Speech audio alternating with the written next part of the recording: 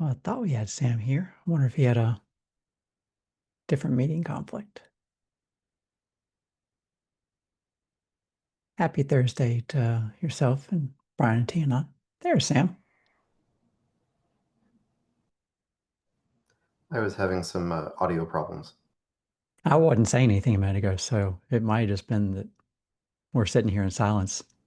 No, I couldn't even hear the announcement from Zoom that said the meeting was being recorded, so I figured it was my Okay. problem.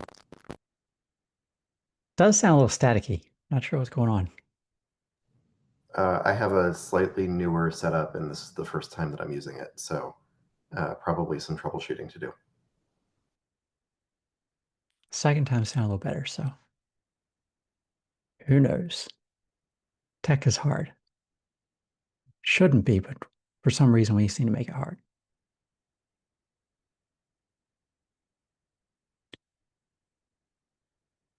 All right. Coming up on 5 after, I figure we can do a little soft start here. Make sure I get all my windows open back up again. So yeah, Sam, Brian, Tinon, any of you going to be down at KubeCon? I will not be at KubeCon this year. Me neither. Yeah,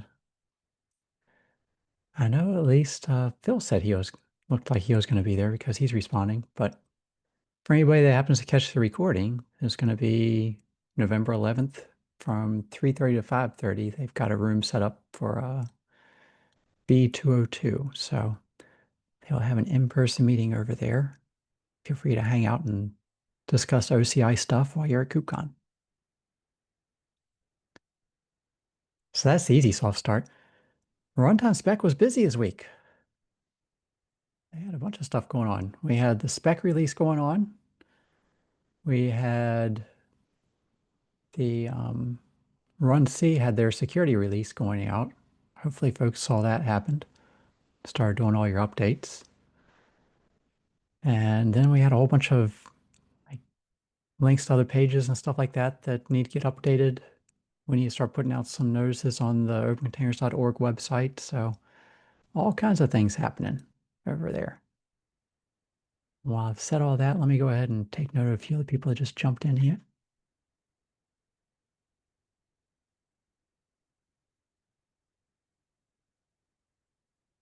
Okay.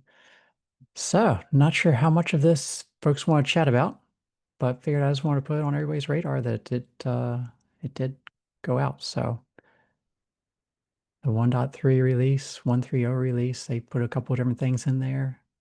I think the blog post is a little bit easier to read where they talk about the things they added, what it means, links to each of the issues. And then, like I say, if you haven't seen it already, the 1.3.3 release had a couple of CVs, 3 CVs, 4 CVs, if I'm counting them all right, maybe 5. I'm losing track. Um, and that's all stuff that would be good to patch. Yeah, FreeBSD is there, Rom. It is indeed one of the changes they added. Config FreeBSD added to the spec.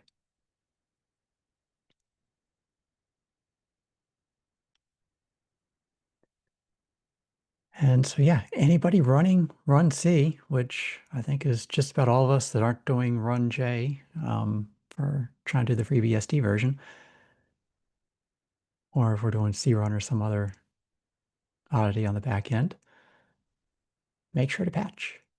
Hey, C-Run's pretty good, but they had patches too, right? I don't know. Wasn't C-Run written in C? It So, is, but I know at Oh. least Cypher was mentioning some other projects had similar updates. The, okay. the the CVEs that were discussed here were logic errors, not related to particular implementations, and many of them were common to multiple implementations of runtimes. So yes, I think CRun was also impacted by this. Okay. So everybody has to update their runtimes. I just remember looking through this and saw that I think it was Cypher had a secure library for some of the stuff he was doing file system operations on. So I figured it was part of that. Oh, TNON says no release. Yeah, I didn't see a release, I think. Um, there was an issue with LXC that was getting funneled to the containerd repo. That I'm not sure what the resolution of that is. I think it's something that LXC has to change on their side, for their profile or their AppArmor profile. Hmm? But there was like, as far as I understand, these changes had relevance to how the AppArmor profile was restricting operations.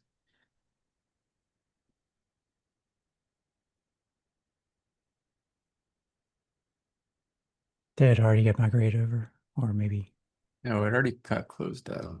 closed? Here, I'll link to it.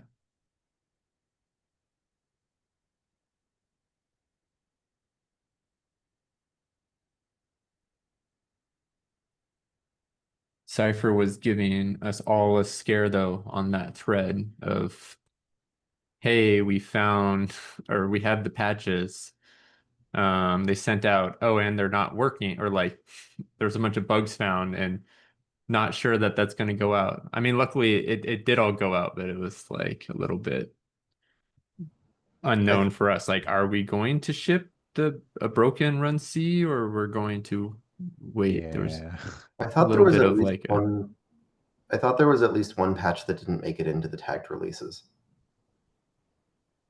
was that for you, Brian, the one you ran across, or I think that one did make I it think in. no, he fixed the ones I came across, and that's in the release.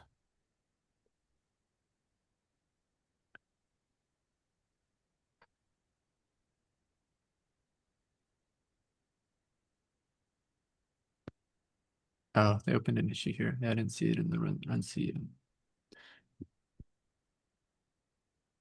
I'm just clicking the links you guys are all throwing in the chat here, so feel free to distract me and tell me which direction you want me to run the I streams was, from. I was, I was just I don't know if there's a specific topic there other than not sure what we do in this case when, we have these high severity issues that potentially also break something. It puts the Yeah. downstreams in a little bit of like do we want to, do we want to patch, or do we want to ship a patch that's going to break like everybody to fix like a maybe issue, or um I think it mostly worked out in the end, other than this issue, but it's a little bit of a tricky one.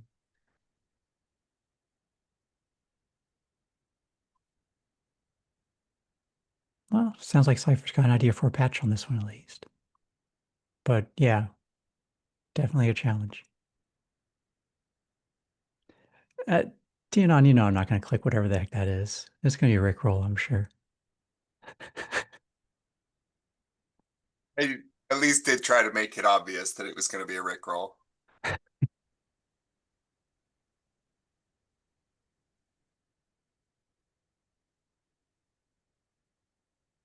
Was this are these two separate issues here, or because we got the TempFS Yeah, issue? those are separate issues. This one just happens to, I think, have a solution that involves TempFS. Okay. I think that's what Cypher was saying. For implementing the TempFS trick. Oh, this idea doesn't work. Back to the drawing board.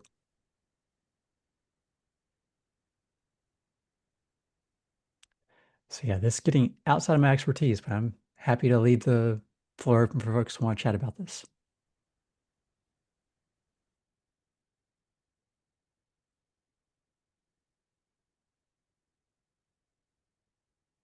Not sure that there's anything we can really chat and resolve around it. Just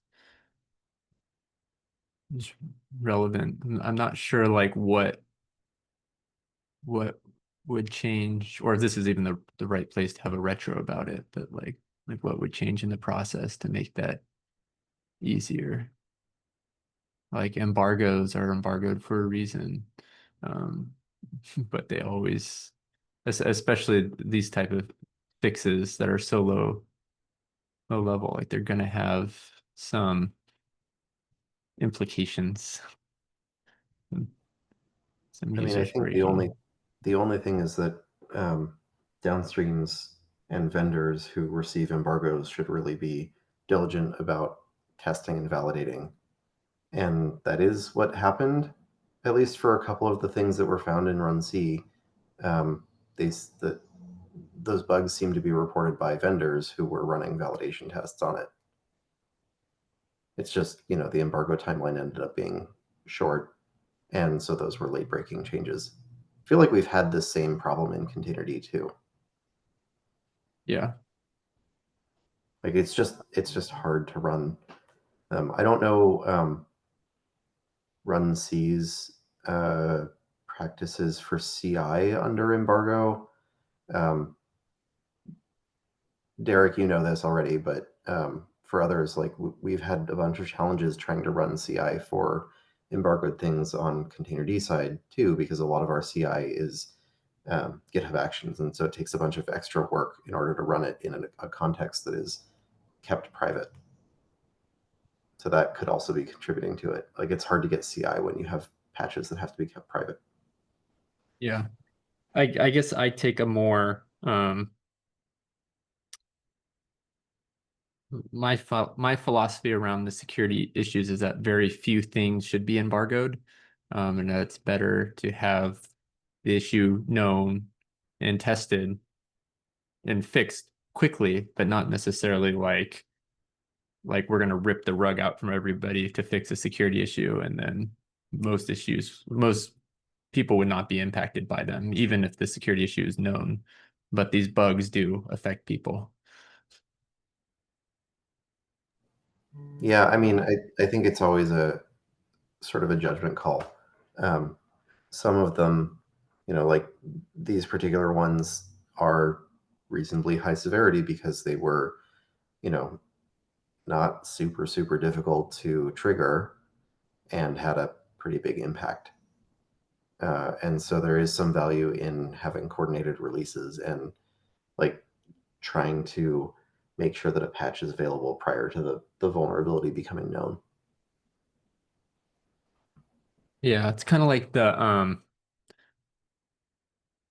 like some of those Intel ones where it's like the impact of the fix is sometimes like the severity is high, but the impact of the fix can be high, and like they should be almost got to be like balanced out in that area. Like just because Yeah. you have a very high severity issue, if the fix or like the risk of the fix is also very high, then it's almost better to make the issue known. I mean, I'm not saying was wrong here. I'm just saying that that's the type of judgment call I would make there. Like if it's a Yeah, trivial fix to fix a high severity issue, then that's one thing. But if it's a non-trivial fix, then it's potentially causing bigger issues, and that's happened before as well.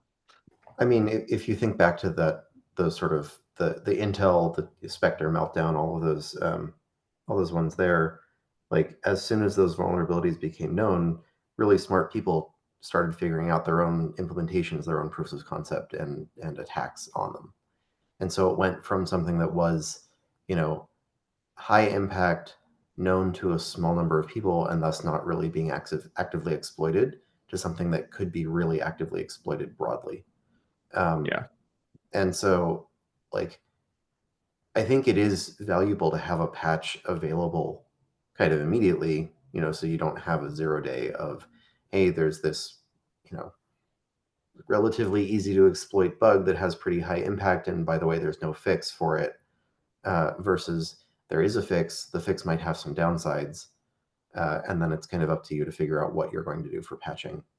And I think that is a conversation that like downstreams and vendors kind of need to do, and even end users need to do, of like understanding, is this the vulnerability, is the risk something that's going to affect me? Is it something that's that I want to do to help protect my customers or not, given what the downsides are. Maybe part of the answer or part of the practice around here needs to be like, hey, there's a vulnerability. Here's the patch for it. Here's a tagged release. And we know that there's some issues with it. And kind of informing, like, you do actually have to make a judgment call versus it's just fixed. You can patch. Yeah. No, I mean, I think Run C probably did it the right way here. I think, yeah, the complication is on the downstreams. Because I think in this case, it was like for Docker, it's like immediately put that into the containerd package that went out widely. And a bunch of folks just kind of stumbled into it. And then their knee-jerk reaction was, I need to downgrade to the less secure one. So it's kind of hard to disseminate that information to people. I mean, people just want, in the end, like you say, oh, this is updated for a security reason. They're like, well, I don't care, my thing doesn't work. I don't care why it broke. So kind of jumping on Sam's comment there about not being able to run CI on the stuff. Do you have, I'm not a run C maintainer, so I don't know. Have you enabled the private reporting inside of GitHub? Because if you do that, when they get reported, you end up getting, I think it's an entirely new repo they spin up. Like looking It at the does not have GitHub Actions support. the private repo doesn't have GitHub Action support. Correct. Ah, shucks. Yeah, it's pretty And janky. it's, They need to fix some of that stuff. it's also like, even if it did have GitHub Actions support, there's a bunch of actions that themselves could potentially be risky. If you do anything like, there's some hosted services that will take your source code and do various things with it. And if you run actions on it, then you have a risk for doing that. Depending on where you get your action source from, you can be, like, what are you doing for supply chain security there? So it's Brian just said in chat, it's hard to do GitHub Actions on this, and I agree with that. Like, it's just a challenging problem. Yeah, but to Brian's next comment there, the CI in a public repo does assume certain things. When you do those private vulnerability reports, it's making another repository that is not public. It's not public, that's true, but you still have Some of the the risk actions of could what do is the public code that you're things. running. Yeah, you have to be It's careful taking about it. public infrastructure and applying it to stuff that it's private because you don't want anybody else to see it. And Yeah. it's Yeah, you need to write GitHub Actions too. I mean, I think it's possible you can detect the visibility, but yeah, there's certain things you should skip the GitHub action if it's not public, but that's not the default. That's why my GitHub action is just make CI and then a developer runs it on their machine later on when they need to. Everything in a make file. have you seen container DCI? Yeah, you can put a lot of stuff in a makefile, but there's still a lot of complicated environment setup that you might want for something like that. And that ends up being a challenge. I Like, was it's not only half impossible. serious. It's not impossible. Like, we've done, as much testing as we can under embargo before. I've done a lot of it manually, doing that kind of workflow of like run it on my own machine. It's just, it takes a lot of work and it takes a lot of time to do, and it's a lot of manual effort. I know at Docker we had some issue because we wanted to run through some of this stuff, but since it's under such a tight embargo, it's like, okay, it might not be public, but it's still like internal. And so it would still break the embargo to run it through all the internal testing. Like we almost need like an even more private pipeline to test everything, but that's pretty difficult to set up. Yep, and that's true in a lot of cases. These embargoes are released with the expectation that the information is only disclosed to the people that are directly working on the thing that's impacted, not to the vendor at large. So, like, for example, within Google where I work, it wasn't generally known about these run C embargoes. It was known within the small group of people that are directly working on the thing that needs to be fixed. And yeah, you have to have something that's restricted to that group of people.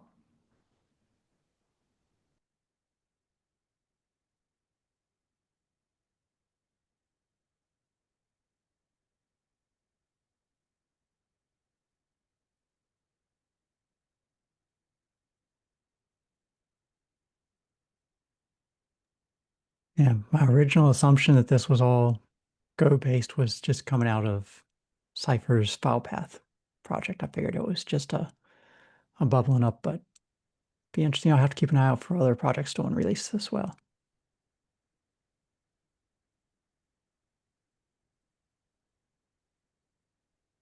Anything more on that we want to chat about? Got me to click a whole lot of links in the chat, so that's always fun.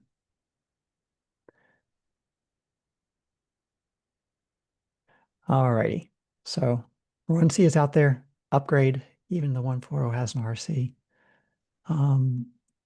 Tianon, you and I think maybe some others were mentioned. We got some links over in the specs.opencontainers.org site. I suspect a lot of that's going to go back to Vanessa, which is just as she has time and feels like looking at our project. Unless someone else wants to dig into that. Yeah, looking at the details, it looks like we have a stub file for every file of the spec that we want to render. And so we probably just need more of those stubs, but I didn't look too deeply in the details. It does have a Docker Compose if somebody wants to try to make the stub file and then run this and see what happens. Yeah, and honestly, if you open a PR, it will give you a preview link. So if you can't figure out testing it locally, which granted is fairly straightforward, but if you can't, you can open a draft PR and get some preview links from the CI. The only problem is that I think a lot of these is failing lately. Oh, the most recent PR didn't fail. That's actually where I noticed the broken links. Nice. So maybe whatever was broken back then is all fixed now. Yeah, I think so. Update spec versions to latest is the one that I clicked on the preview to verify it. And I noticed the broken links when I clicked on FreeBSD stuff. And then I noticed that features.md has the same problem. So clearly there's something that has to be done here for new files that we didn't do.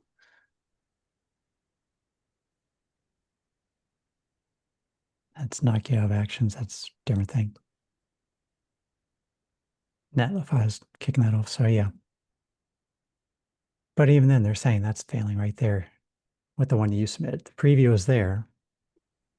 I don't think we've got access to the log, do we? I think that requires us being in the account, so I'm going to guess that's not going to render for me. All right. Good to know. Hopefully someone has some time to work on some of those. But if not, the one that we can do, and is a lot easier, is the opencontainers.org site, which I feel like that one's easy enough that if no one else wants to do it, I can knock it out. The one challenges on the release notices is that there is a sorry, just turn off my thing, tell me to stand up and run around the house for a minute. The release notes section, when you go into that and run one of those or update one of those, some of the text in there, kind of read what you're writing when you do that.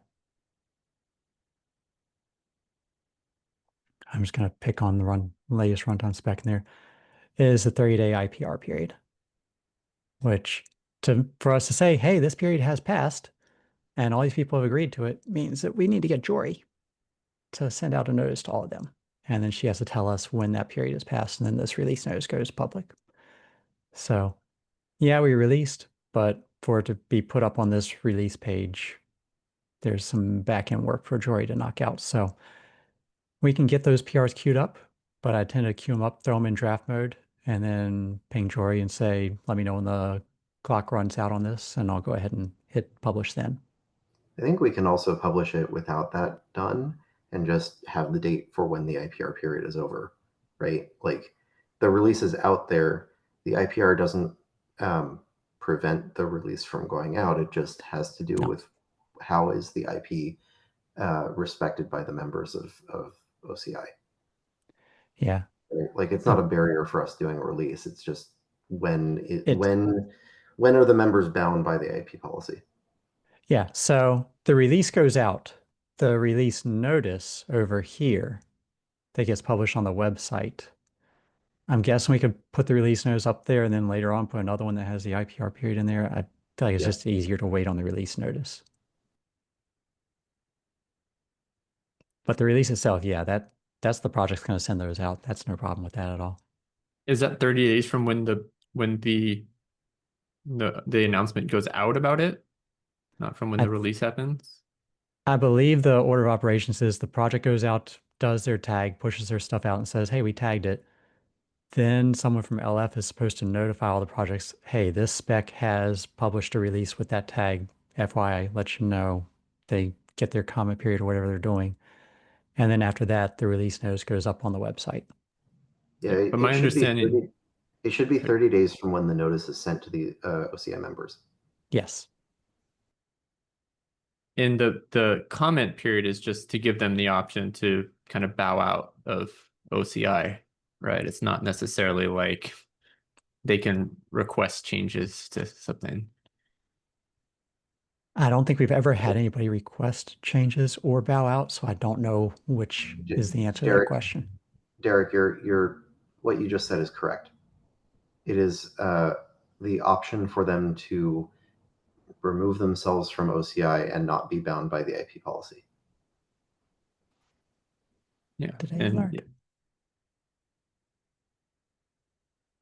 Sorry, Derek, what were you saying? Yeah, that makes sense. And considering it's just like adding FreeBSD support, I don't think that people will care that much. They'll care deeply. I mean, if you say Hey, her name Jory. 3 times, she shows up. Hi, When did you Jory. sneak in? Just now, Good I had a meeting conflict right at the top, but I wanted to come today for sure. So our comment, one of the things we were saying was there are 2 things need to go up on the opencontainers.org website for release notices. One for the 1.2.1 runtime spec, which probably went out a while back. When was that tagged? It's probably been out for a while now. Yeah, Feb 27. So that needs to go out. And then another one's going to need to go out for the just released runtime spec, the 1.3.0 spec that went out. And each of those includes on the release notice on the opencontainers.org website, the 30-day IPR period. We did that before. So someone, possibly me, I don't mind throwing up there, needs to get some draft PRs put up for those 2 releases. And then Jory gets to go around and send emails to people and then give me a thumbs up when they're ready to be pulled out, drafted, and pushed up to the website. Congrats. Happy to do that. Sweet.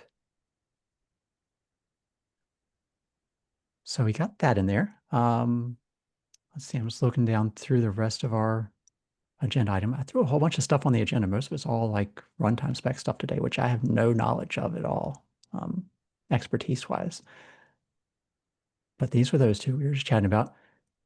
Anything more folks want to chat about on runtime spec, Jory? I already took your thunder and mentioned the KubeCon NA meeting next week. We have had a bunch of folks jump in since then. Anybody that jumped in late? Are you going to be at KubeCon this year?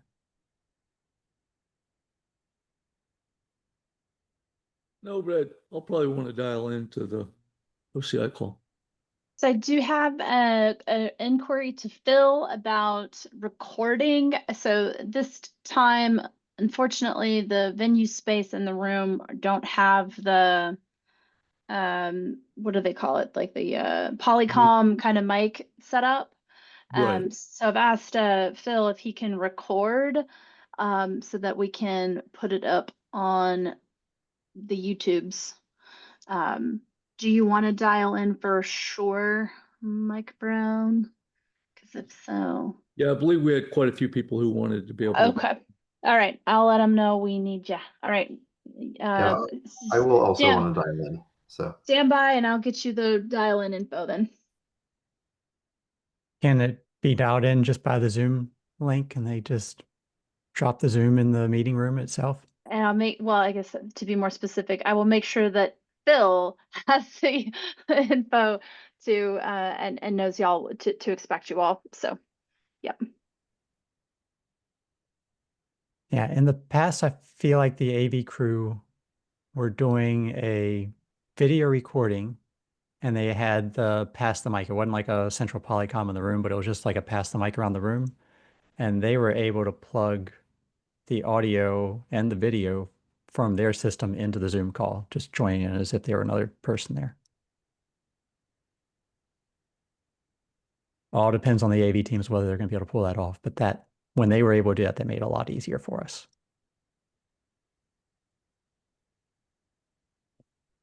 As soon as you say Polycom, though, that just takes me back like 10 or 20 years of my career right there. Good old pots. Yeah. So the only other thing I threw on the agenda, I am kind of scrolling down because I saw Ramen here, and I know he and I were chatting a little bit about some stuff as well. But the one thing I wanted to mention on my side was that I am still chugging through the Conformance V2 stuff, and I've added the refers API, the index with a subject I also put in there. I rejiggered how I was doing some tag management on my side, and then next I'm going to do some conversion of the old environment variables to the new environment variables for people. I've got a wrapper I want to write for people that are running this as a Go test so that if they have some code in there, it was just pulling in the latest from distribution spec and they just said Go test, that would kind of wrap whatever I was calling there and just still call the conformance test that way.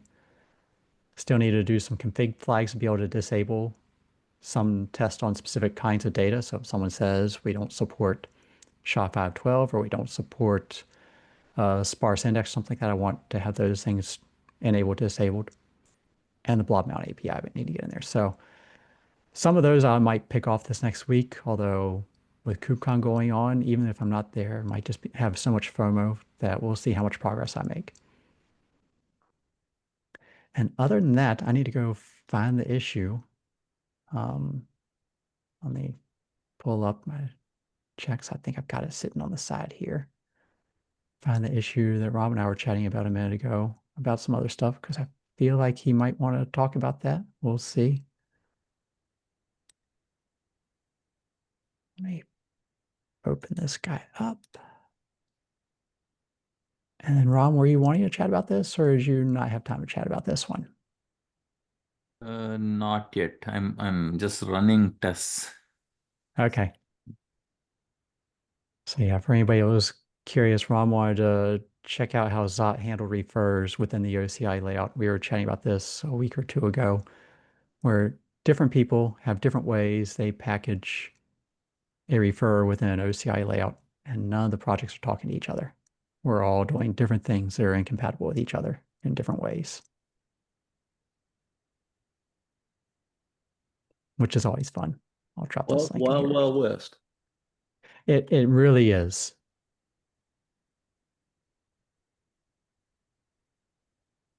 Brandon, I did get you a couple of reviews on those distribution PRs you had listed. Fantastic. I was just about to jump back up to those. Thank you so much, Mike. 581 should be mergeable, and the other one just had a nit. A couple. Okay. No big deal. Oh, which one is which? Which is ready to merge and which is the nit? Okay, range header. Okay. You put a nit on the proxying after all these years? I Derek, saw it you had been gotta be approved by crushed. Derek. I was holding out on Derek's approval because he had open issues. And I just did a quick skip. It's a very nit. It's like, How dare you? just After all these just years, nits. Just nits. you finally got back to him like 6 years later. He's been waiting all this time for you, Mike. I'll dust the you have to dust off Git and see if I can get that working. Oh my goodness. Just minor language stuff on the one Yeah. sentence, and then in the other, it's we forgot to uppercase the should not to keep it consistent with the other shoulds that were used. Yeah, and that's only because we define what the uppercase words mean. Sorry, spec stuff.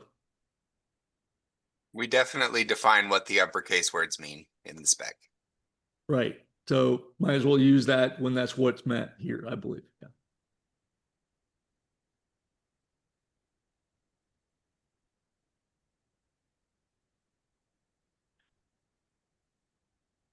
The chat is fantastic today. Everybody that's just watching the YouTube is going to have to go back and look at the HackMD to see what they're missing. Oh, I like Brian's comment. Yes, I have had to pull nits out of my kid's hair.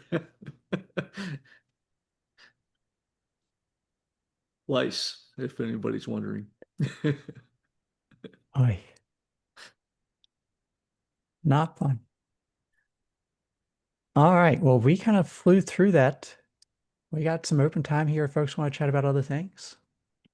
We got a lot of folks that all came to one meeting, which we haven't had this many people in one gathering for a while now. Does anybody have other agenda items you want to chat about?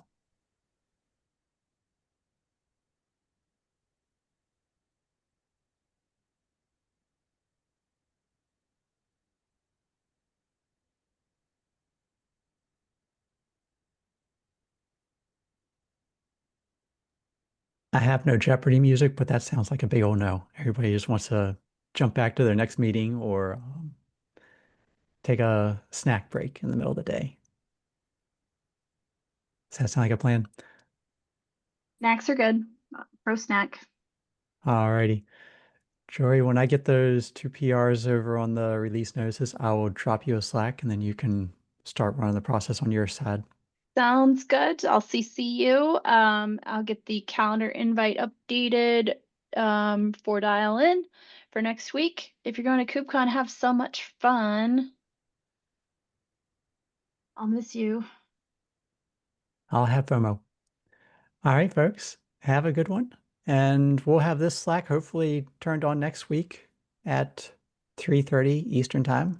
And then we'll probably still do the Thursday, but I'm guessing it'll be a pretty quiet meeting with a bunch of folks that are out. Oh, I'm assuming I'll cancel the Thanksgiving meeting is Yeah, that cancel fair? Thanksgiving. Something? Cancel Thanksgiving. Okay, cool. Will do. All righty. Thanks, everybody. And until next week, see you then. Bye bye. Cheers. Bye.